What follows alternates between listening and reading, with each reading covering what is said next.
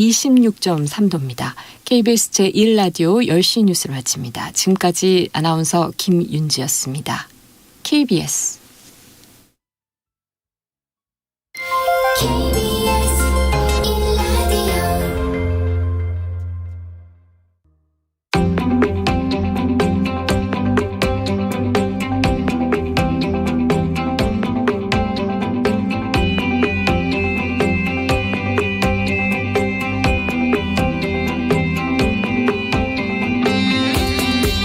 김성환의 시사야.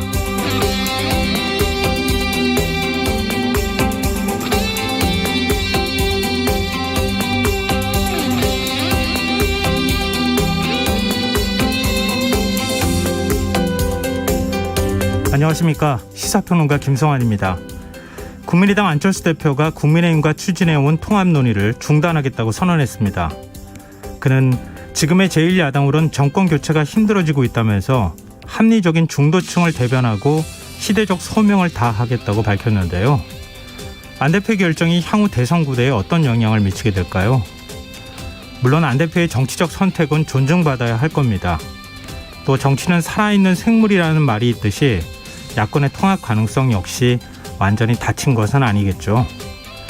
그럼에도 안 대표의 결정이 그의 정치력에 의문을 들게 한다는 점은 부정하기 어려워 보입니다.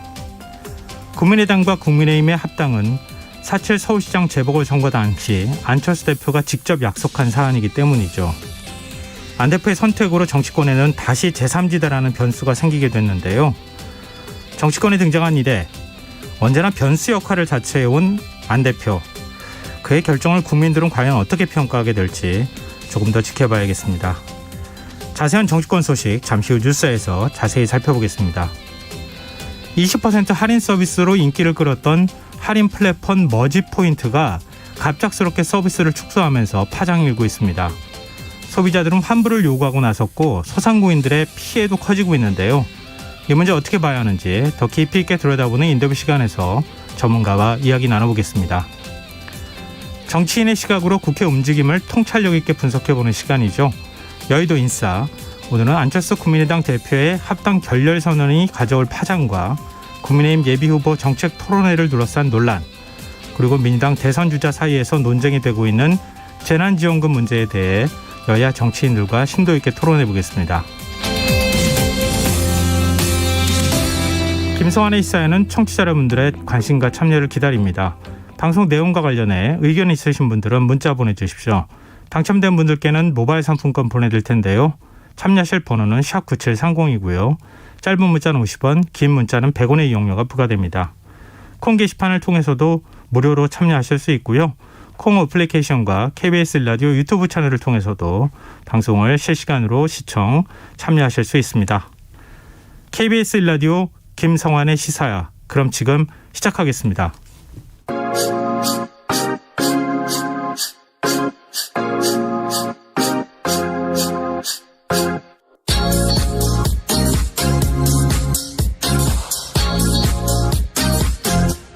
KBS 1라디오 김성환의 시사야.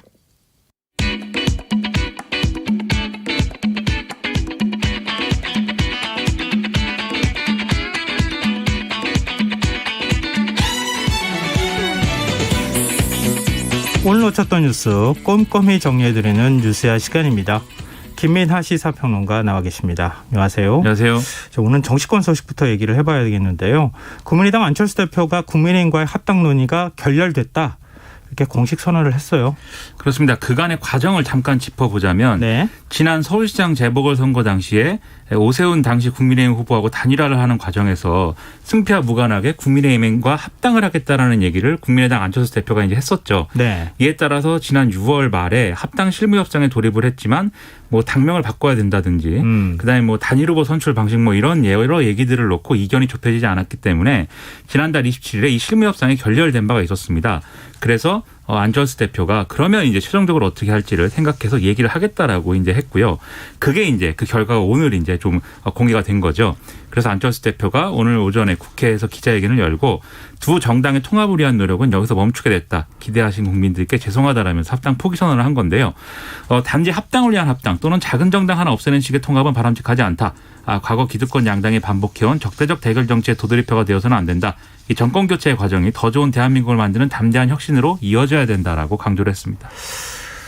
안철수 대표가 뭐 그동안의 숙고를 좀 해오지 않았겠습니까? 그런데 최종적으로 협상 결렬 선언을 한 배경 어떻게 볼 수 있을까요? 일단 이후에 이제 앞으로의 전망이나 이런 거를 두고 이제 여러 가지 해석과 뭐 이런 것들이 나오는데요. 네. 일단 결국은 이제 독자적인 대선 출마를 하는 거냐, 이제 여기에 지금 상당한 의문이 제기가 되고 있죠. 네. 그래서 이 궁금증을 풀기 위해서 기자들이 여러 가지 질문을 했는데, 이 대선 출마에 대해서는 앞으로 계획에 대해서는 향후 따로 말씀드릴 시간을 가지겠다. 이렇게 좀 여지를 뒀습니다.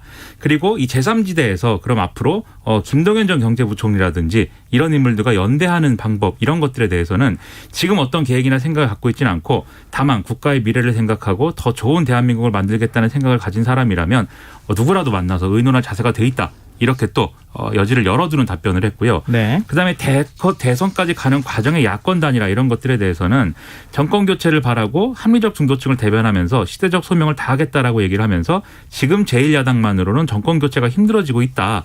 이렇게 얘기를 했습니다. 그러면 이런 정도의 언급을 했으면 대선 독자 출마도 어느 정도는 열어놓고 있다. 이렇게 이제 봐야 될 것 같고요. 네. 그리고 이제 애초에 국민의힘하고 합당하겠다라는 이 약속을 깬 거 아니냐. 이 질문에 대해서는 네. 자기가 약속한 거는 정권 교체였는데 지금 이 야권의 지지층을 중도층까지 넓힐 수 있는 그런 시너지 효과는 기대하기가 어려워졌다. 그래서 지금 합당을 하면은 정권 교체의 가능성이 낮아지기 때문에 그러면 이제 근본적으로 약속을 못 지키는 상황이 된다. 그래서 이제 이렇게 결정한 것이다라고 설명을 했습니다. 근데 이제 합당의 상대가 이제 국민의힘 아니겠어요? 그렇죠. 이준석 대표는 뭐 많은 분들이 아시겠지만 휴가 떠나기 전까지 이게 쓰냐 노냐 빨리 밝혀라 뭐 이렇게 얘기했었잖아요. 근데 이번에 이제 합당 결렬 선언이 나오고 난 다음에 혹시 반응은 없었어요? 일단 지금까지는 이제 뭐 언론에 보도된 바는 없는데요. 아마 내일 최고위가 그래서 상당히 이제 시끄러울 것 같습니다. 최근에 윤석열 전 총장하고의 뭐 갈등 구도 이런 것도 있는데다가 네. 결국은 이제 안철수 대표와의 합당도 물 건너 갔기 때문에 결국에 이준석 리더십 뭐 이런 얘기로 이제 번질 수밖에 없는 조건이 된 거거든요. 일단 국민의힘은 양준호 대변인이 굳은 논평을 냈습니다. 그래서 합당을 제안했던 서울시장 선거 때의 정치적 상황과 지금의 상황이 달라졌다고 해서 손바닥 뒤집듯이 약속을 뒤집어버린 것은 유감이다. 이렇게 얘기를 했고, 협상 과정에서 뭐 지분 요구랄지 당명 변경 이런 무리한 요구들이 나왔지만 거의 다 양보하고 양해를 했는데 그렇게 이제 요구를 받아들이면 더 큰 요구들을 해서 최종 합의가 안 된 거다라고 또 강조를 하는 입장을 내기도 했습니다. 근데 이게 사실 방금 말씀드렸다시피 합당이 안 된 거에 대해서 안타까움을 표하는 그런 목소리도 나오거든요. 그래서 원희룡 전 제주사의 경우에는 분열은 공멸이다. 감정 싸움할 때가 아니다. 몇 날 며칠 밤을 새우더라도 다시 협상해야 된다. 이렇게 얘기를 하고 있고, 유승민 전 의원도 많은 분들의 아쉬움이 클 것이다. 통합 논의가 조속히 재개되기를 기대한다. 이렇게 얘기를 하기도 했습니다. 근데 이제 당내에서는 이 기왕 이렇게 됐으니까 제3지대에서 뭔가 안철수 대표가 자리를 잡으면 이후에 야권 단일화 이벤트까지 가능할 수 있도록 뭐 이 조건을 활용해야 된다. 이런 얘기도 나오고 있어서 아마 여러 가지 얘기들이 당내에서 오갈 것 같습니다. 국민의힘 입장에서 당 밖에 있는 후보들을 전부 지금 당 안쪽으로 끌어들인 거 아니겠어요? 그렇습니다. 변수를 없애는 작업을 그동안에 했다고 볼 수 있는데 안철수라고 하는 정치인의 변수가 다시 생겨났다. 이렇게 또 해석이 가능할 것 같은데요. 여당은 어떤 반응 보이고 있습니까? 지금 더불어민주당은 언론을 통해서 이제 다소 비판적이고 좀 냉소적인 반응을 보이고 있는데요. 언론에 인용된 이제 이 더불어민주당 관계자들의 이제 얘기를 보면은 뭐 예상한 대로다. 뭐 안철수 대표가 또 철수한 거다. 뭐 이렇게 좀 꼬집는 그런 반응도 나왔고, 이 빈약한 철학으로 반 문재인만 외치면서 연대를 하려고 했기 때문에 합당 무산은 뭐 당연한 결과다. 뭐 이런 목소리도 나오는 그런 모양입니다. 그리고 이제 제3지대와 야권 단일화 문제, 여기에 대해서 윤석열 전 총장의 완주 여부라든가 이런 것들이 야권 후보 진영에서 아직까지 이제 불투명한 그런 상황이기 때문에 결국 이제 안철수 대표 문제가 11월에 다시 논란이 될 가능성이 있다고 봐야 된다. 이런 분석이 나오는 한편, 이후에 이런 야권 단일화 논의에 대비하기 위해서라도 예를 들면 열린민주당과의 통합이라든가 이런 것들을 추진해야 된다. 이런 목소리도 나오는 모양이고요. 네. 최근에 정의당 심상정 의원이 대선 출마를 시사했기 때문에 네. 이것에 대해서도 좀 신경을 쓰는 듯한 그런 분위기도 감지되고 있다. 언론은 이렇게 보도를 하고 있습니다. 나중에 가서 1대1 구도가 되면 진짜 뭐 몇 % 안쪽으로 당락이 결정될 수 있기 때문에 아주 작은 변수라도 되게 크게 보일 수도 있을 거 아니겠어요? 그렇습니다. 그런 부분까지 지금 신경 쓰고 있는 상황이다 이렇게 봐야 될 것 같은데요. 자, 민주당 얘기 좀 해보죠. 이재명 경기도지사가 성평등 공약을 발표했어요. 어떤 내용입니까? 오늘 이제 1차 성평등 정책 발표 기자회견을 열었는데 경기도에서 시행하고 있는 여성 청소년 기본 생리용품 보편 지원 이 사업하고 경기도형 공공산후조리원을 전국적으로 확대하겠다 이렇게 밝혔습니다. 지금 경기도의 경우에 14개 시군의 여성 청소년에게 월 1만 1,500원씩 6개월간 총 6만 9천 원의 기본 생리용품 구입비를 지역화폐로 지급을 하고 있고 네. 또 경기도형 공공산후조리원은 일반 산후조리원 평균 요금의 70% 수준으로 운영하도록 하고 있기 때문에 이걸 확대하겠다 이런 약속을 한 거고요. 이걸 전국으로 확대하겠다. 그렇습니다. 네. 그리고 젠더폭력 해결을 위해서 스토킹 처벌법의 반의사 불벌죄를 폐지한다든지 그리고 경기도에 또 디지털 성범죄 피해자 원스톱 지원센터 모델을 전국으로 확대하겠다. 이렇게도 강조를 했습니다. 그러니까 주로 경기도에서의 이런 성과들을 전국으로 확대하겠다. 이렇게 강조를 하는 그런 목소리였던 거죠. 이낙연 전 대표는 청년들과 정책 토론회를 열었어요. 오늘 전국 청년 100명하고 청백 낙연 행사를 진행하면서 청년들과 화상 질의응답을 이제 했는데요.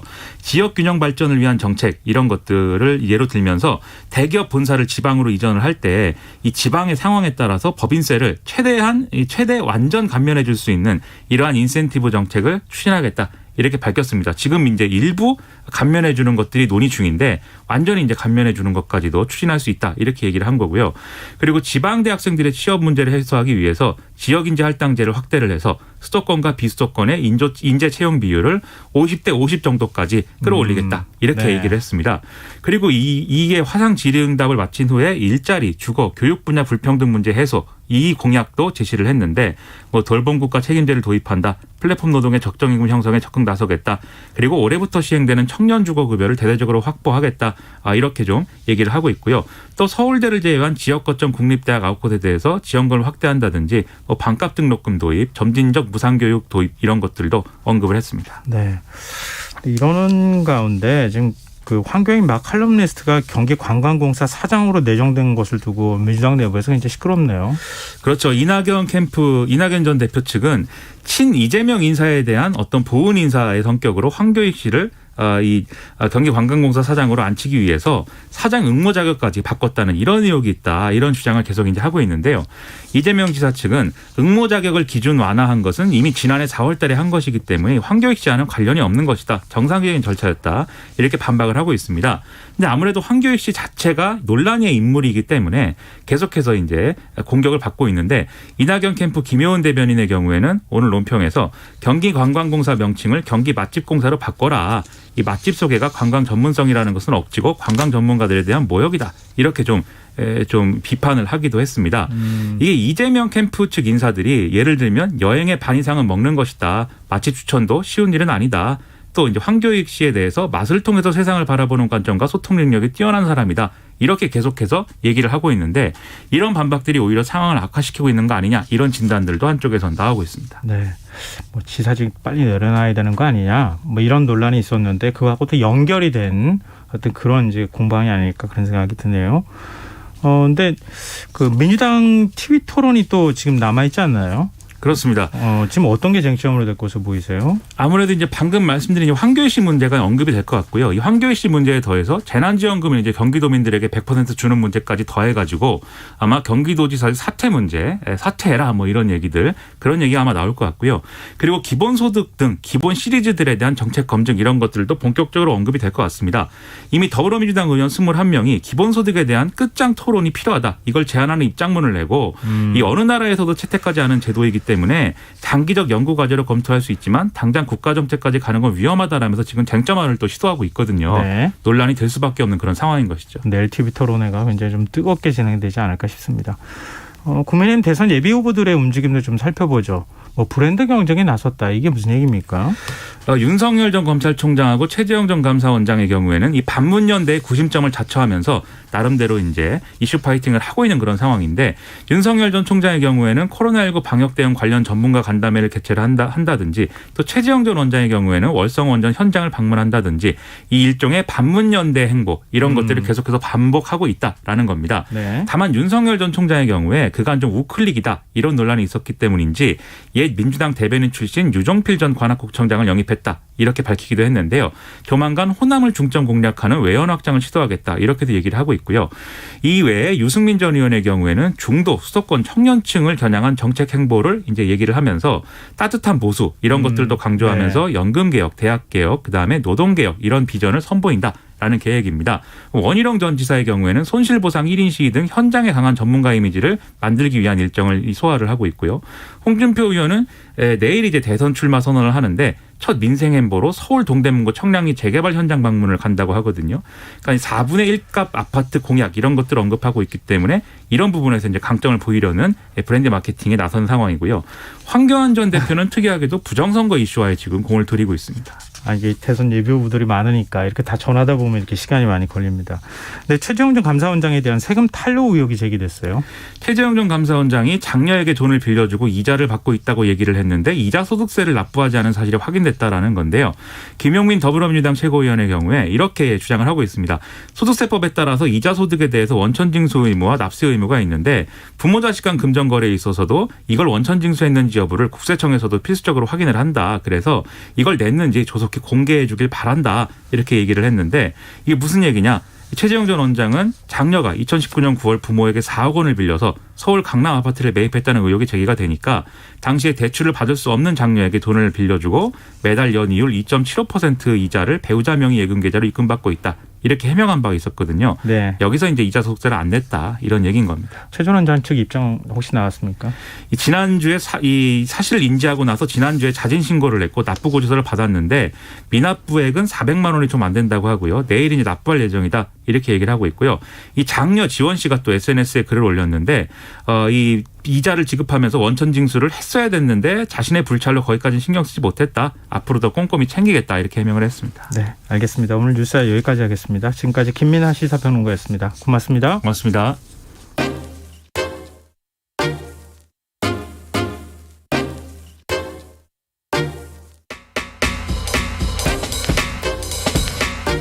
바쁜 당신이 알아야 할 모든 것 여기에 있습니다.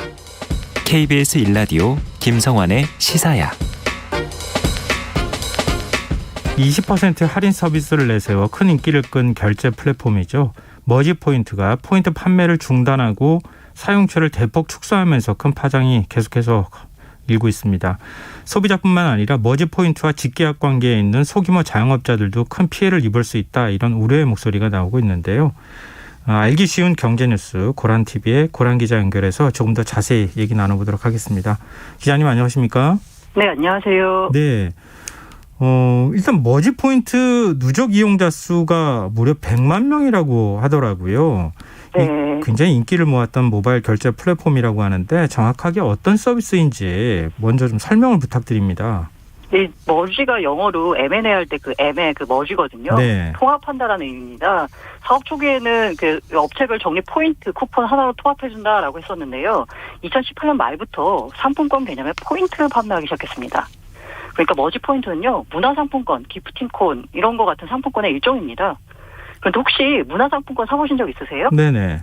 인터넷에서 10% 딜만 떠도 금세 매진이 되거든요. 그 서울사랑 상품권 같은 경우에도 10% 할인이 뜨면은 네네. 바로바로 매진이 됩니다. 네. 이 정도로 사람들이 이 할인율에 되게 민감한데 사실 상시 20% 할인. 게다가 제휴 브랜드가 200개가 넘고요. 가맹점도 7만여 개 등 되니까 정말 사용처가 다양한 거죠. 그러니까 사람들이 너도 나도 사서 충전시켜 놓고 상시 20% 할인을 받을 수 있다라고 하니까 누적 이용자가 100만 명이고 하루 평균 접속자가 20만 명, 거래 규모가 지금까지 월 평균 한 300억에서 400억 원 수준까지 늘어난 겁니다. 제휴 브랜드가 200여 개라고 지금 말씀하셨는데 네네. 어떤 것들이에요? 처음에 2018년 말에는요, 설빙 이디야 같은 커피 업체에서 출발했습니다. 네. 그러다가 2019년 1월부터 이 팀원을 중심으로 한 이커머스에서 본격적으로 핫딜 방식으로 포인트를 판매하기 시작했거든요. 네. 그러다가 이제 2019년 하반기에 편의점이 들어오고 육안의 닭갈비, 타멘탐스 등 이렇게 약간 유명 프랜차이즈까지 가세를 했고요. 여기에다가 파리바게트, 뚜레쥬르까지 또 포함이 되니까 사람들이 이제 믿기 시작하고 많이 쓰기 시작한 거죠. 근데 왜 돌연 포인트 판매를 중단하고 사용처를 대폭 축소를 한 겁니까? 이게 금융당국이 머지 전자금융업 미등록 영업을 지적하면서 이게 문제가 시작됐습니다. 네. 사실 그 머지 플러스가 금융당국에 전금업자 등록을 해야 되거든요. 네. 근데 등록하지 않고 상품권 발행 영업을 해왔다라는 사실이 사실 뒤늦게 밝혀진 거죠. 그러니까 머지 플러스가 위법 행위를 할 수 없으니까 11일 날 갑자기 앱과 홈페이지에다가 서비스가 선불전자 지급수단으로 될 수 있다는 관련 당국의 가이드를 수용해서 적법한 서비스 형태인 음식점업만 분류만 일원화해서 당분간 축소 운영된다라고 공지했습니다. 그런데 아니 금융당국이 네네. 이거 몰랐어요? 지난 3년 동안 영업했다면서요? 네, 그 부분에 대해서 진짜 말들이 많이 나오고 있는데요. 사실 이 머지 플러스 머지 포인트가 굉장히 인기를 끈 게 상당히 오래된 일이잖아요. 네. 근데 어쨌든 금융당국의 입장은 몰랐다는 겁니다. 네, 최근에서야 알게 됐다는 거고요. 이 문제가 뭐냐면 금융감독원이잖아요. 이런 걸 감독하는 곳이. 네. 근데 금융감독원은 금융회사를 감독하는 곳입니다. 근데 머지 플러스 같은 경우는 아까 말씀드린 대로 네. 전자금융업자로 등록을 하지 않았잖아요. 예. 그러니까 감독의 사각지대에 있는 거였습니다. 등록하지 않으면 모른다? 네네. 이게 등록하지 않으면 모르는 거예요. 사실 그 구조상 보자면. 그것도 좀 이상한데요. 이게 되게 예민한 문제인데요. 네. 금융감독원이 감독하고 있는 건 금융회사에 대한 감독이고요. 네. 가끔 우리가 금융 관련된 사기 사건이 나가지고 금감원에 문의를 하잖아요. 네. 그럼 금융감독원이 그 해당하는 업체에 대해서 감독할 수 있는 권한이 없기 때문에 유사 수신으로 분류해서 자기들이 조사한 걸 경찰에 넘기는 역할을 할 뿐입니다. 우리 일종의 사각지대가 있다고도 볼 수 있을 것 같은데. 네. 근데 유통 대기업보다 소규모 자영업자들이 더 큰 피해를 입을 것이다. 이런 얘기가 네네. 나오는데 이게 어떤 얘기입니까? 두 가지 측면인데요. 하나는 그 결제 방식이요. 소상공인은 머지 플러스로부터 직접적으로 대금을 정산받는 방식입니다. 그런데 네. 대기업 같은 경우에는 중간에 이제 콘사라고 해서요. 발행 대행업체가 하나 껴있습니다. 네. 거기다 보증보험까지 들고 있고요. 한 달 정산이 아니라 5일 정산 이런 식으로 뭔가 완충 장치를 굉장히 많이 마련해놨어요. 그런데 영세 자영업자 같은 경우에는 그냥 한 달 뒤 머지 플러스로부터 직접 정산 이렇게 되니까 사실 현재 구조상 머지 플러스가 정산을 안 해주면 그 피해를 고스란히 떠안게 되는 겁니다. 근데 머지 포인트가 돌려막기식의 폰지 사기일 가능성도 얘기가 나오고 있는데 어떻게 보세요? 이게 사실 이 회사가 인기를 끌기 시작하면서 계속 사용자들 사이에서도 의문이 나왔습니다. 네. 이 돈을 어디서 버느냐가 도대체 알 수가 없거든요. 이른바 기업의 기본적인 비즈니스 모델이 뭐냐라고 했을 때 돈 벌 구석이 없는데 20% 할인 혜택을 머지 플러스 차가 계속 부담하는 구조였거든요. 네. 그래서 돌려받기 아니냐는 논란이 나온 와중에 갑자기 서비스가 중단이 되니까 그 약간의 의구심이 있었던 점, 그 점이 폭발했다라고 보면 될 것 같고요. 그 돌려받기가 의심이 되는데도 불구하고 사람들이 그러면 왜 이렇게 많이 썼을까를 보면은요. 네. 사실 이 머지 플러스 포인트를 판매해주는 이른바 그 이커머스 업체들, 쿠팡 같은 곳이요. 티몬이나 아니면 그 다음에 이 머지 포인트를 판매를 대행해줬던 금융회사들이 있거든요. 토스, 네. 하나금융 이런 곳들이 있는 거예요. 그러니까 소비자 입장에서는 파리바게트가 제휴를 맺은 곳이네? 하나금융에서 포인트를 팔고 있네? 라고 하니까 그 회사들을 믿고 그 회사들이 아무나 하고 거래하지 않았겠지? 라고 믿고서 머지 플러스를 사용한 거죠. 머지 플러스 측은 대규모 펀딩 혹은 매각까지 검토하고 있다 이렇게 얘기를 하고 있는데 지금 상황에서 그게 가능하겠습니까? 좀 쉽지 않을 것 같습니다. 이미 이미지가 사실 누적 이용자 100만 명이라고 하는 건 상당히 큰 생태계를 구축한 건 맞지만 네. 지금 현재로서는 이미지가 완전히 망가졌고 사실 그 기존에 사용하던 소비자들에 대한 환불 조치도 이루어지지 않은 상황이기 때문에 과연 이런 회사를 누가 눈을 투자하고 누가 사갈지 사실 의문이긴 합니다. 어쨌든 간에 권남희 대표는 머지 플러스 대표는요. 네. 이번 주 중으로 향후 추석 방안을 발표하겠다라고 얘기는 했습니다. 근데 머지 플러스 측 앞에서 며칠 동안 밤을 새웠다고 하는 소비자들도 있던데 네. 지금 이제 포인트 환불하거나 이런 게 불가능합니까? 지금으로서는 사실 없고요. 그리고 이게 지금 그 회사 측의 입장은요. 그 14일 날 일단 1차 환불은 끝냈다라고 하고 있습니다. 네. 2차 환불은 17일 내일부터 진행을 하겠다라고 하고 있거든요. 네. 그런데 이제 그 온라인 커뮤니티에 피해자들이 모여 있는 그 커뮤니티에 올라오는 반응들을 보면 이른바 소액만 환불을 해주고 고액은 심지어 2,500만 원 이렇게 충전하신 분들도 있거든요. 네. 그런 이렇게 약간 고액은 환불 안 해주고 소액만 일부 그 수습을 위해서. 이 상황을 수습하기 위해서 환불해줬다라는 얘기가 들리고 있어서 사실 환불이 차근차근 이루어지고 있는지 이 부분에 대해서도 확신하기 어렵습니다. 이 소비자 피해도 문제지만 모르고 포인트 받은 소상공인들은 어떻게 해야 되는 거예요? 이분들도 진짜 난감하신데요. 이분들 피해가 더 커진 이유가 뭐냐면 머지 사태가 터졌는데도 불구하고 이걸 모르시고 그냥 그걸 받으셨어요. 그리고 소비자분들 중에서도 조금 약간 좀 얄미운 소비자인데 자기가 어차피 이 포인트를 돌려받을 수 없을 테니까 내가 그냥 이 가게에서 다 이 포인트를 소진하고 말리라라고 하면서 예를 들면 돈가스 가게 가가지고 돈가스 시킨 다음에 심지어는 튀기지도 않은 생돈가스를 그냥 돈을 주고 사온 이런 경우까지 있었거든요. 네, 이미 책임을 전가하게 된 거네요. 네, 맞습니다. 예. 그래서 이제 이 경우 소상공인분들은 어쨌든 간에 머지 플러스가 정산을 안 해주면 돈을 못 받는 구조고요. 네. 그럼 이렇게 약간 악의적으로 쓴 사용자에 대해서 처벌할 수 있느냐에 대해서는 그냥 본인이 가서 자기 포인트를 쓴 부분에 대해서는 처벌할 수 없다라고 합니다. 근데 이제 변호사분들 얘기가요. 이분들이 이른바 커뮤니티에 인증을 남겼어요. 네. 이 가게가 아직까지 머지 포인트를 받으니까 여기 와서 빨리 써라 이런 식으로요. 그렇게 만약에 했다면 이 부분은 고의가 인정되기 때문에 민사상 불법 행위가 성립할 가능성이 있다라는 말을 하고 있습니다. 근데 오늘 금융감독원이 긴급 대책회의 열었다고 하던데요. 지금 어떻게 피해 보상을 받을 수 있는 방법이나 또 실효성 있는 앞으로의 대책이 만들어질 수 있을까요? 그 부분은 사실 쉽지가 않습니다. 예. 금감원이 대책을 연 거는요. 앞으로 이제 머지 플러스와 같은 이 그 선불업자들 이분들에 대해서 이제 다시 한번 또 조사를 하겠다라는 거고요. 그리고 머지 포인트 관련돼서는 이 머지 플러스가 가입한 보증보험의 보험금이 있을 거다. 요걸 수령을 해서 소비자들에게 돌려주는 방안 등 소비자 구제책을 검토하고 있다라고 하는데요. 네. 네, 얼마나 많은 부상이 이루어질지 사실 확신하기 어렵습니다. 지금으로서는 확실한 대책이 나와봐야 알겠네요. 네. 지금 현재 이 회사의 자본금이 30억 정도고요. 지금까지 찍은 머지 포인트가 1,100억 원 단위거든요. 네. 때문에 과연 이 회사가 이걸 환불해 줄 수 있는 능력이 될지 이 부분에 대해서는 사실 의문입니다. 네. 알겠습니다. 좀 보상을 잘 받았으면 좋겠습니다. 오늘 말씀 여기까지 듣겠습니다. 고맙습니다. 네, 감사합니다. 네, 지금까지 알기 쉬운 경제뉴스 고란TV의 고란 기자였습니다.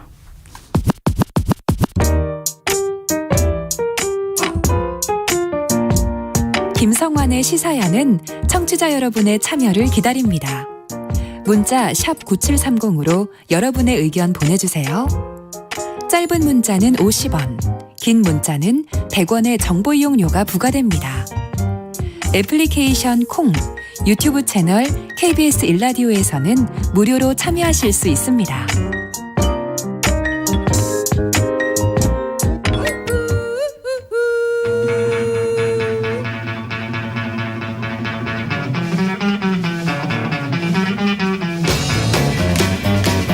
정치인의 눈으로 여의도 국회의 움직임을 통찰력 있게 꿰뚫어보는 시간입니다. 여의도 인사이트, 줄여서 여의도 인싸입니다. 민주당 신경민 전 의원 자리하셨습니다. 안녕하세요. 네, 안녕하십니까. 국민의힘 오신환 전 의원 나오셨습니다. 안녕하세요. 예, 안녕하세요. 네, 오늘 국민의힘이 분위기가 어땠는지부터 궁금한데요. 국민의당 안철수 대표가 합당 논의가 결렬됐다 공식 선언을 했습니다.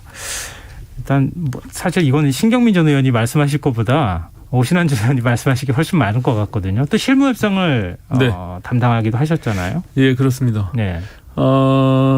결과적으로는 안철수 대표가 지난 서울시장 보궐선거에서 국민들께 약속한 국민의힘과의 합당을 결국에는 이제 실패하게 된 거죠. 예, 약속을 지키지 못하게 됐고 또 한 가지는 그 당시 대선 불출마 약속도 있었는데 네.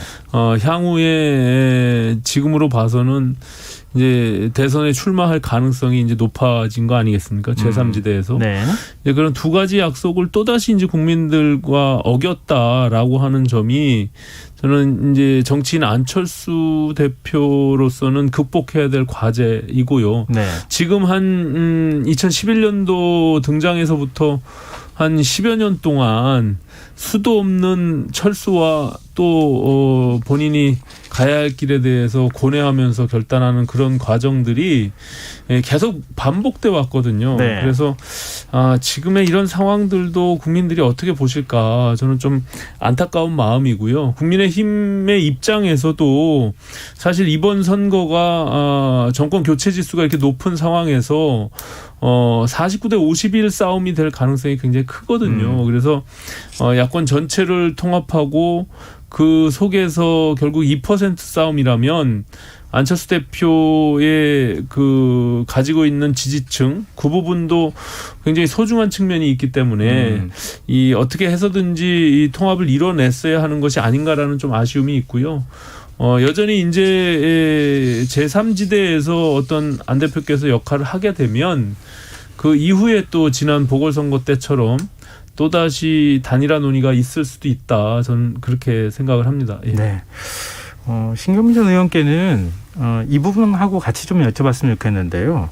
지금 제3지대가 현실할 가능성, 김동연 전 경제부총리와 손잡을 가능성 이렇게 또 얘기가 되고 있거든요. 민주당에서는 뭐 이해득 씨를 따신다고 하기에는 조금 그렇지만 이 상황 어떻게 보고 계십니까? 제3지대가 가능할까요? 그 가능성은 저희들은 매우 낮게 봅니다. 물론 김동연 전 부총리가 있기는 하지만 그 두 사람이 합할 가능성 그렇게 높아 보이지 않고요. 서로 합한다고 해도 그게 무슨 돌파력을 힘을 가질 수 있을지 잘 모르겠습니다. 전혀 불확정적인 상황이고요. 지금 현재 안철수 대표로서는 이 길밖에는 택할 수가 없는 상황이고요. 물론 오 의원이 말씀하신 두어 가지 약속에 대해서 철회를 할 수밖에 없는 상황은 됐지만 현재 상황에서 안 대표가 택할 수 있는 최선 뭐 이런 정도의 선택으로 판단이 되고요. 물론 국민의힘 내부에서는 오늘 발표가 혹시 그냥 중대 결단으로 합당을 하지 않을까라는 기대가 조금 있었던 것 같은데 그것은 그렇게 될 수가 없는 것 같습니다. 말씀 들어보니까 불가피한 선택의 측면에 조금 더 방점을 찍어서 말씀하신 것 같은데요. 오 전 의원님께는 이게 이렇게밖에 안 됐던 겁니까? 합당하기 위해서 나름 노력을 했잖아요. 근데 어디서부터 안 된 거예요? 상당히 협상도 오래 했고 특히 이제 이 당대당의 합당이라는 것은 어찌 보면 이게 기업과 기업의 M&A와 달리 이게 뭐 1+1 숫자 가지고 할 수 있는 문제는 아니거든요. 이 정치적 결단이 필요한데 저는 좀 그런 측면에서는 양당의 대표들이 이 정치적 결단에 대해서 좀 아쉬움이 있고요. 특히 이 국민의당에서 사실상 지난 그 통합 논의가 되기 전에 지역위원장들을 선임할 때 사실 아무런 지분 요구를 않겠다라고 했던 안철수 대표의 말이 실제로 협상에 들어가서는 상당수 지분을 요구하는 실질적으로는 그런 것들이 있어서 오 전 의원님께서 실무협상 할 때도 그런 얘기들 했습니까? 예, 그렇습니다. 그러니까 그 당시 9개 지역의 지역위원장과 또 본인들이 갖고 있는 상설위원회 위원장들 이런 것들을 공동위원장으로 해야 된다. 특히 5군데 시도당 위원장들 이런 것들을 계속 요구했기 때문에 사실상 받아들이기 어려운 부분들이 분명히 있었습니다. 저희가 그래서 지금 그것을 과거에 정당과 정당이 신설합당 할 때 이 공동위원장이라는 제도를 한번 운영해 본 바가 있지만 사실상 그것은 가장 최악의 선택이었다라고 판단이 되거든요. 그래서 오히려 이것이 봉합되지 못하고 화합되지 못하고 갈등을 계속 양산해내는 그런 구조이기 때문에 저희로서는 그런 것들은 좀 최악의 선택이다. 그리고 좀 그것을 피할 수 있는 방법을 찾자라고 했지만 그것이 좀 잘 받아들여지지 않았고요. 이제 결과적으로 안 대표께서 저는 대선 출마에 상당히 많은 그 욕심을 갖고 계셨다라고 보여지거든요. 그래서 지금 국민의힘이 진행하고 있는 경선준비위원회 플랫폼 그 과정들을 야권 전체 통합 플랫폼으로 좀 새롭게 구성해야 된다는 주장들이 있었거든요. 그래서 그런 측면에서 뭔가 이렇게 속내에 가지고 있었던 생각과 좀 현실적인 부분들이 맞지 않아서 결국에는 결련된 것이 아닌가 이렇게 생각을 합니다. 근데 국민의당도 지금 사실은 그렇게 녹록한 상황은 아니에요. 이미 뭐 탈당하는 지금 러시들이 일어나고 있고요. 또 특히 안 대표께서는 출마를 하게 되면 지금 국민의당의 당원 75조에 보면 1년 전에 당직을 사퇴해야만 되거든요. 근데 지난 서울시장 그리고 부산시장 보궐선거 때 민주당이 당원을 개정하면서 후보를 낼 때 상당히 신랄하게 비판했거든요. 그래서 안철수 대표조차도 이 부분을 만약에 개정하고 국민의당에서 후보로 나오게 되면 상당한 국민적 비판이 있을 수밖에 없다. 저는 이렇게 생각을 합니다. 그 원래 지분 요구 안 한다 이렇게 얘기를 했는데 겉으로 얘기한 것하고 속내는 좀 다르긴 했네요. 말씀 들어보니까. 맨날 그래요. 아, 그래요? 이게 이제 겉으로는 통합이 명분이지만 실제로 들어가면 실익에 대한 싸움들이 분명히 있거든요. 아니, 그것을 이제 그렇게 안 하는 합당 논의를 본 적이 없습니다. 솔직하지 못했던 거죠. 말로는 항상 다 그렇게 하죠. 근데 뭐 정치라는 게 명분이 굉장히 중요한 거니까요. 명분을 어떻게 가져가느냐. 그 밑에선 사실은 여러 가지 이제 지분 요구나 이런 것들이 있어 왔는데 근데 이번에는 사실 당대당 통합으로 간다고 하면 뭐 사실은 이제 흡수합당이다 이런 건 국민의당에서 애초부터 받을 생각이 없었겠지만 이준석 대표가 나 휴가 갈 테니 예스냐 노냐 빨리 밝혀라. 약간 어찌 보면 안철수 대표 입장에서는 좀 모욕적으로 받아들였을 가능성도 있거든요. 이제 그렇게까지 밀어붙여야 될 상황이었냐. 좀 어르고 달래고 존중하는 모습 보여주면서 합당 모양새를 좀 취할 수 있었으면은 당대표끼리 만나서 뭔가 합당 선언까지 갈 수 있지 않았겠느냐. 이런 아쉬움의 목소리도 나오거든요. 물론 그런 측면들도 있습니다. 국민들이 봤을 때는 이것이 너무 일방적으로 큰 정당이 밀어붙이는 거 아니냐라는 뭐 오해가 있을 수는 있는데 그 이전에 상당수 오랜 시간 동안 협상을 했고요. 제가 협상단의 일원이었기 때문에 그런 과정에서 거의 막바지에 다다른 상황이었고 특히 저희가 지금 국민의힘의 대선 경선이 지금 임박해 왔고 또 그 데드라인을 그 안에 합당이 이루어지지 않으면 안 대표께서는 지금과 같이 분명히 선택할 수밖에 없는 이 당에서 경선을 합당을 통해서 하지 않으면은 결국엔 들어올 이유가 없거든요. 그래서 그 데드라인을 아마 이준석 대표는 이미 예견하고 그렇게 압박과 동시에 그런 양면수를 쓴 것이 아닌가 저는 이렇게 보여집니다. 좀 지켜보는 입장에서 어떠세요? 신경민 전 의원께서는. 글쎄 헛바퀴 엄청 돌린 거죠. 누가 먼저 걷어차냐의 문제였지. 안철수 대표가 새로운 당명을 요구할 때부터 사실 합당은 물 건너갔다고 저희는 봤고요. 그리고 안철수 대표가 또 당원의 의견을 듣겠다 그랬잖아요. 그러면 안 되는 거고요. 지분 요구를 안 하겠다고 그랬는데 지분 요구 안 하는 합당이 세상에 어디 있습니까? 항상 알박기 하죠. 갑자기 합당 앞두고 뭐 엄청나게 장자 그 자리를 늘리는 거거든요. 이번에도 똑같이 하더라고요. 그래서 벌써 이런 세 가지 허들을 만들어 놓고 뭐 조건 없는 합당을 하겠다 하는 건 레토릭이죠. 그래서 이건 처음부터 안 되는 거래였습니다. 그러니까 헛바퀴 돌리기 엄청 한 거고 그러니까 이제 책임론이 따르기 때문에 내가 먼저 노라고 하지는 않겠다라는 걸 하다가 이제 끝까지 온 거죠. 이제는 더 이상 테이블에 앉아 있어야 될 이유가 없기 때문에 나온 건데 불가피한 선택이라고 봅니다. 근데 뭐 다 끝난 건 아니니까요. 아직도 뭐 시간은 꽤 남아 있죠.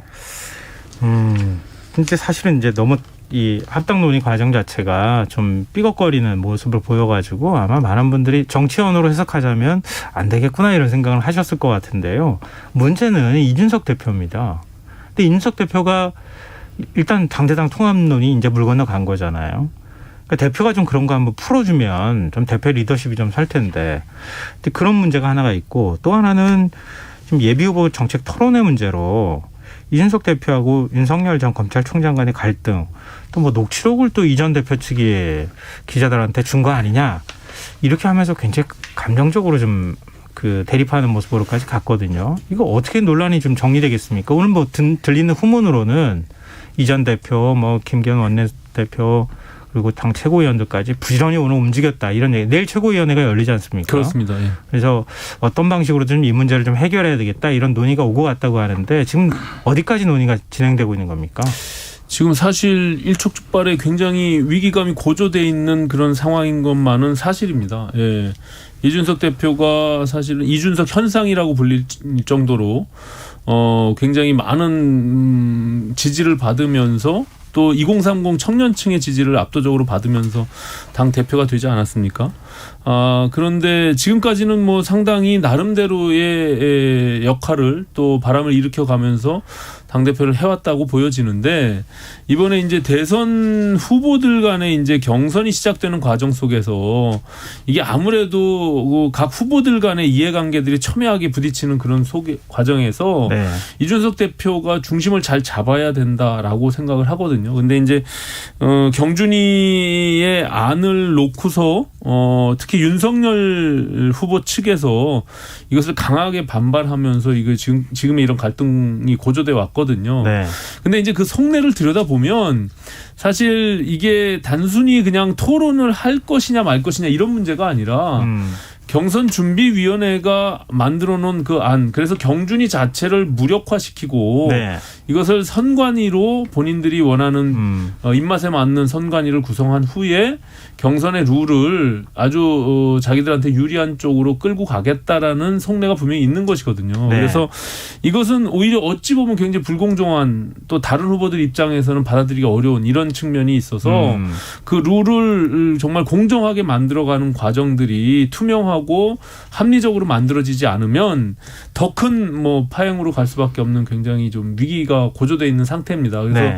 지금 최고위원들도 굉장히 고심을 하고 있는 것으로 알고 있고요. 특히 서병수 경선준비위원회 위원장이 선거관리위원장으로 전환하는 과정 속에서 과연 그대로 갈 것이냐 아니면 새로운 인물을 이준석 대표가 다시 제시하면서 지금의 어떤 난국들을 돌파해 나갈 것이냐, 이런 부분들이 좀 남아 있고요. 당장 내일 그런 것들이 처리가 될지 아니면은 조금 한 텀 쉬어가면서 좀 이렇게 차분해지는 과정들을 겪으면서 갈지, 그런 것들은 좀 지켜봐야 될 것 같습니다. 그 선관위원장을 외부에서 영입한다 뭐 이런 소문도 지금 돌고 있기도 하고 그러던데 네. 일단 토론회는 안 되는 거죠? 토론회는 사실상 좀 쉽지 않을 것 같다라는 것으로 추측되고 있는데요. 그것도 이제 내일 17일 날 최고위원회에서 지켜봐야 될 것 같습니다. 왜냐하면 바로 다음 날, 내일이 최고위원회고 그 다음 날이 토론회 그렇죠. 준비 있거든요. 네.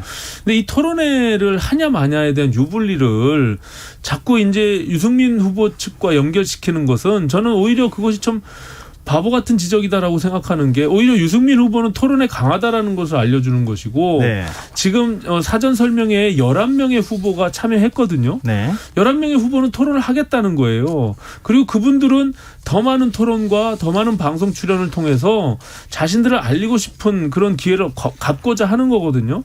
그러니까 이게 어떤 특정 후보의 유불리가 아니라 오히려 국민들의 입장에서는 후보들이 당연히 더 많은 토론을 통해서 후보들을 알려야 되는 그런 의무가 있는 것이다. 저는 그렇게 보여집니다. 예. 네.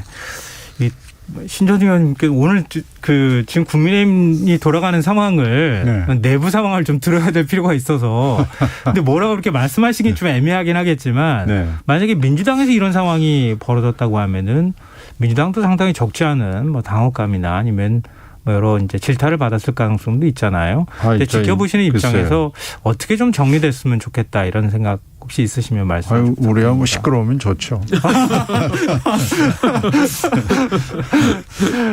그 지금 제1 후보가 여론조사에서 1등 후보 때문에 지금 벌어지는 일 아니겠어요? 그런데 선관위 경선준비위는 뭐 이렇게 시끄러운 이유를 잘 모르겠습니다. 선관위라는 것은 당원 단계에 규정이 돼 있는 선거 관리를 하는 거고, 경선준비위는 사실 대표가 만들어 어떻게 보면 이벤트를 잘 좀 해봐라라는 뭐 이벤트를 이렇게 섭외를 하고 기획을 하고 하는 그런 건데, 경선준비위원회하고 선관위하고 이렇게 구성을 놓고 난관을 겪는 것은 저는 이해가 잘 안 됩니다. 이건 도대체 왜 이런 걸 가지고 싸우지? 뭐 이런 거고요. 녹취록 문제도 왜 이런 걸 가지고 싸우지? 그러니까 기본적으로 윤석열 후보 측과 이준석 대표 측이 기본적으로 서로가 싫은 거예요. 불신이다. 이건 뭐 이 논쟁이 서로 불신을 넘어서서 그냥 싫은 겁니다.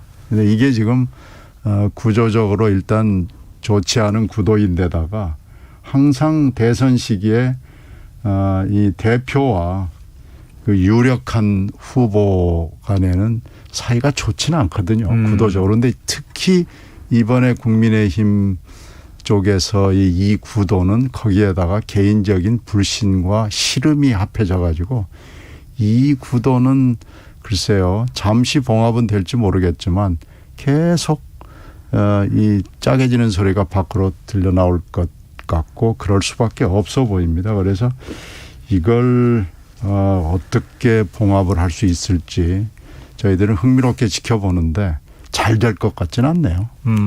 알겠습니다. 네.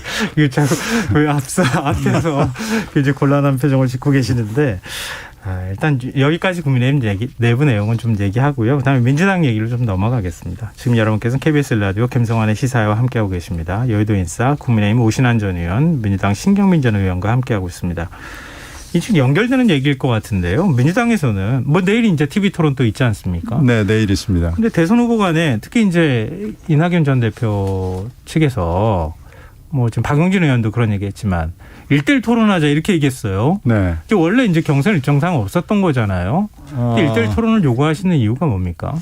이게 지금 여러 번 해봤어요. 경선 예비 토론도 4번 했고 지금 3번을 또 경선 이제 컷오프가 이루어진 뒤에 3번을 해서 도합 7번을 9명이 하다가 8명이 하다가 지금 6명으로 돼서 했거든요. 네. 그러면 국민의힘은 그보다도 훨씬 어마무시하게 많은 후보들이 지금 있는 거고요.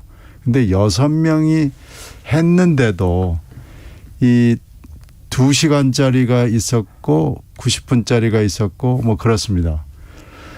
그런데 이게 한 후보당 시간 입을 열 수 있는 시간을 따져보면 그게 불과 몇 분 되지 않습니다. 네. 더군다나 1대5로 하거나 뭐 이렇게 되거든요. 그래서 이 포맷 가지고는 도저히 할 수가 없다. 알 수가 없다. 네.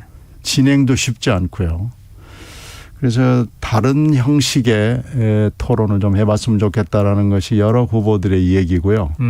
그래서 지금 당 선관위가 이상민 의원이 위원장을 하고 계신데 후보들에게 회람을 돌렸어요. 다른 포맷으로 하는데 동의를 하겠냐. 그래서 저는 지금 이낙연 캠프 쪽에서 일을 하고 있는데 원칙적으로 동의한다고 보냈습니다. 그런데 이제 그게 쉽지 않은 게 1대1이면은 경우의 수가 많잖아요. 네, 그렇죠. 그러니까 이게 이제 그 방송사에서 시간을 정해가지고 하기에는 대단히 어려운 점이 있고 그룹 토론을 그럼 한번 해보자. 그러면 유력 후보가 들어간 그룹과 그렇지 않은 그룹 이렇게 또 나눠지잖아요. 그래서 그것도 쉽지 않고요. 그러면 아예 전문가 패널을 몇 명 구성해가지고 해보자. 이게 이제 미국에서 이런 토론을 많이 하거든요. 그럼 또 누구를 전문가로 하냐 이런 문제가 있어서 이게 쉽지가 않습니다. 아니 저 오전에 의원님께 여쭤보고 싶은데 13명이잖아요. 네네. 지금 국민의힘은 같은 고민을 또 할 수밖에 없는 상황인데 네. 만약에 이런 1대1 토론 제안받으면 받으시겠어요? 저는 뭐 실제 제가 서울시장 경선 과정에 네. 저희는 1대1 토론을 했었죠. 예, 스탠딩 토론을 했는데요. 이게 굉장히 흥미롭습니다. 그리고 저는 국민들한테 굉장히 후보들의 가지고 있는 역량이나 자질들을 보여줄 수 있는 좋은 토론의 방식이다라고 생각합니다. 그래서 저는 차제에 이것을 어떻게 좀 규정으로 만들었으면 좋겠어요. 그러니까 경선 과정에서는 몇 회 이상 어떤 방송에 노출돼서 토론을 해야 된다든지 그리고 본선 과정에서도 이 토론을 스탠딩 토론으로 자유 토론을 해야 된다든지 이런 것들을 좀 해서 미국식 자유 스탠딩 토론을 하게 되면요. 처음에는 저도 굉장히 당황스러웠는데, 예. 정말 준비도 많이 해야 되고, 아무것도 자료 없이 자기의 생각들을 표현해야 되기 때문에, 국민들의 입장에서는 아주 냉정하게 양 후보들을 볼 수 있거든요. 그래서 한 가지 제가 좀 민주당에 조언을 드리자면, 저희는 결선 투표 제도가 현재 당원상 없지만, 예. 결선 투표를 하시게 된다면, 지금이라도 한번 그 룰을 들어서서 하자고 하면, 아마 유불리 때문에 또 못 결정할 거예요. 지금이라도 그럼 결선 투표 가게 되면 그때는 1대1 스탠딩 토론 한번 해보자라는 것을 6명이 다 합의를 하면 그것 합의가 될 수 있지 않겠습니까? 네네. 그러면 아마 흥행도 일으킬 수 있고 굉장히 큰 도움이 될 것이라고 생각합니다. 근데 그건 국민의힘 내부에서 경준이나 아니면은 선관위에 제안을 한번 하시면 어떨까 싶고요. 예. 만약에 윤석열 전 검찰총장 같으면 1대1 토론 거라고 생각하세요?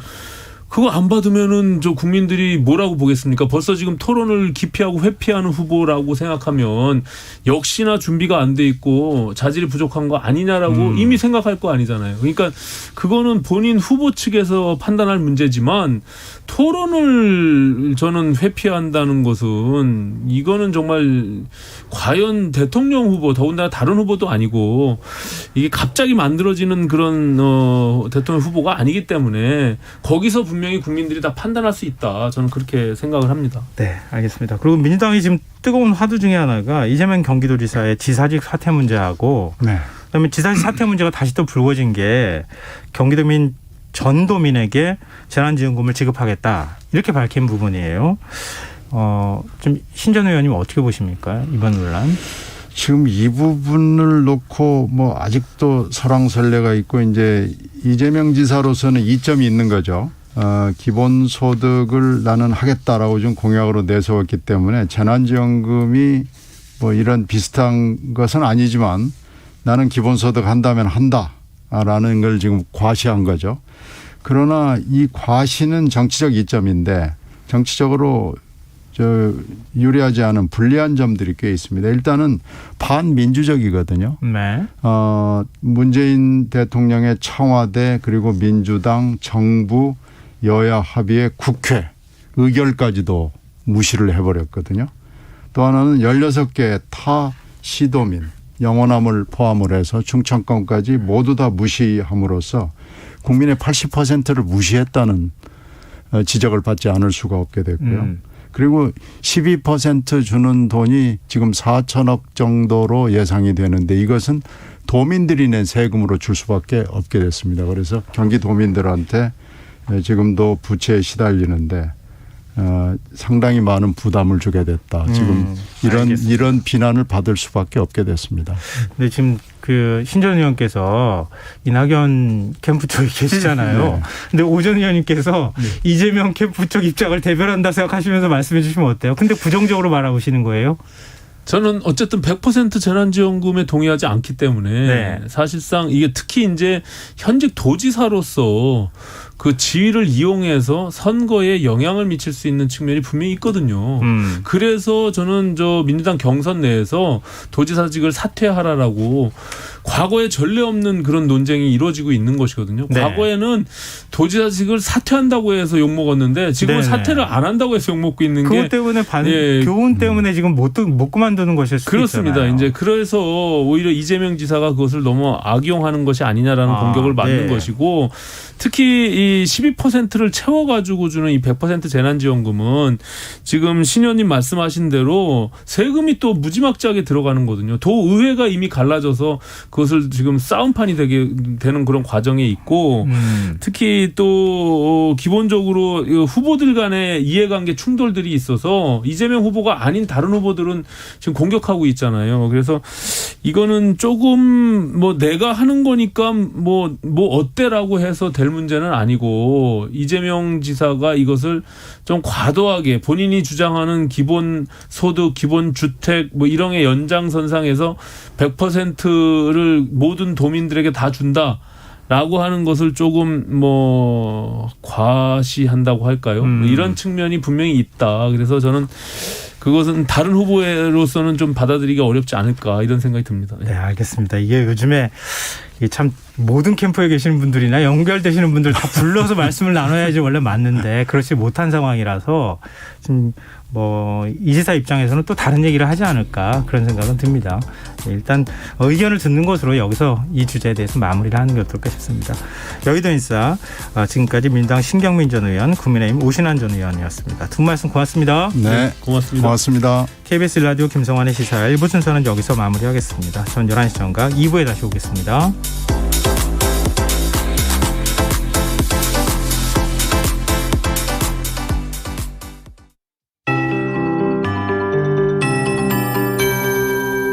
KBS 58분 날씨. 대기 불안정으로 오늘 밤까지 소나기 오는 곳이 있겠습니다. 내일 새벽까지 제주도에는 가끔 비 오는 곳이 있겠고